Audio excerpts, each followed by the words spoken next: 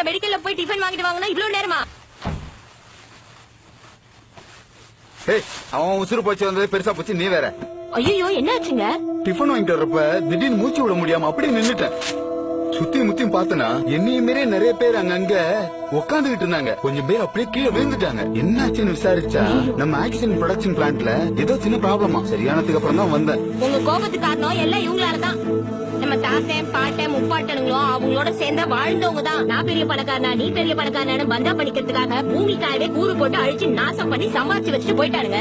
பணம் இருந்து என்ன பண்றது? வீட்டுக்கு அழகா 4 பொருள் வாங்க வைக்கலாம்னா அது கூட கிடைக்க மாட்டேங்குது. அதனால நான் என்ன நினைக்கிறேன்னா, இப்ப மரத்தை வெட்டினவன அதே மாதிரி வெட்டி கொண்டு மரண தண்டனை கொடுக்கறாங்கல்ல, இந்த சட்டத்தை 1950 இருந்து 2050 வரைக்கும் வாழ்ந்த நம்ம முன்னோர்கள் ஒரு சிலருக்கு கொடுத்து கொண்டிருந்தா கூட நமக்கு இந்த நிலைமை வந்திருக்காது. ஆமா.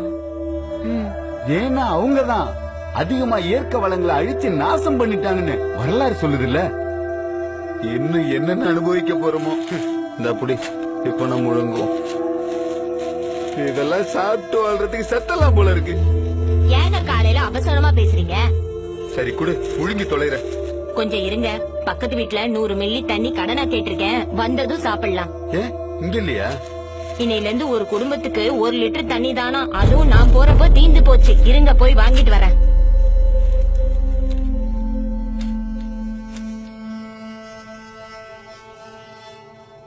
என்ன சிரிப்பு?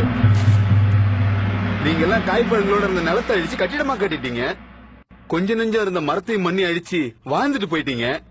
இங்க நல்ல காத்து கூட இல்ல. அதனால ரப்பர் கொண்டுக்குள்ள ஆக்சிஜனை விட்டு பாதுகாக்கப்பட்ட விலங்கு மாதிரி வாழறோம். அது மட்டுமா, நாங்க பிறந்ததுல சாப்பாடு என்ன தெரியுமா? இந்த மாத்திரை தான்.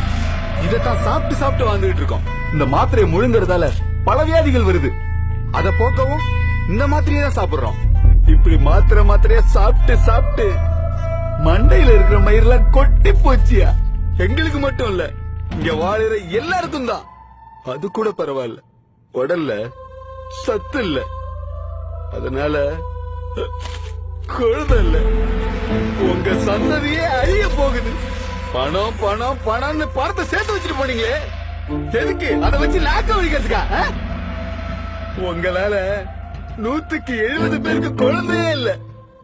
ஒரு காலத்துல யாழி டைனோசர்லாம் வாழ்ந்ததுன்னு சொல்லி நீங்க மியூசியத்துல வச்சிருந்தீங்க.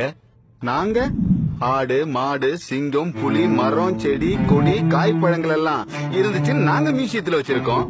போற போக்க பார்த்தா இன்னும் கொஞ்சம் வருஷத்துல அதே மியூசியத்துல மனுஷனை பொம்மையா செஞ்சு வச்சு இது ஒரு உயிரினம், பெயர் மனிதன், முக்கிய குறிப்பு, ஆசையாலே ஆண்டு அழிஞ்சதுன்னு வேற ஏதாச்சும் விலங்கின வந்து ஆடும்போது எழுதி வச்சிரும் போல. எனக்கு என்ன தோணுதுன்னா, உலகம் பூரா உங்க காலத்துல வாழ்ந்த எல்லாருக்கும் உடம்பு பூரா மனநோய் இருந்திருக்கணும். அது ஒரு நோயின்னு தெரியாமலே எல்லாரும் வாழ்ந்திருக்கீங்க. இப்ப வாழ்ந்துகிட்டு இருக்கிற எல்லாருமே அவங்க முன்னோர்களை திட்டிக்கிட்டு தான் இருக்காங்க. கடவுளே உங்களை திரும்பவும் படைக்கணும். நீங்க ஒவ்வொரு தடவையும் இந்த மாத்திரையை சாப்பிடறப்பெல்லாம் நீங்க வேஸ்ட் பண்ண சாப்பாடெல்லாம் ஞாபகத்துக்கு வரணும். அரட்டம்ளர் தண்ணியை பக்கத்து வீட்டுல கடன் கேட்டு நாக்க தொங்க போட்டு நிக்கும் போது நீங்க தண்ணியை வேஸ்ட் பண்ணது அப்ப தெரியும். எங்களுக்கு 1000 நோட்டு 2000 நோட்டு 5000 நோட்டு தானே பெட்டி பெட்டியா சேர்த்து வச்சிட்டு போனீங்க. இதோ இருக்குடா வர.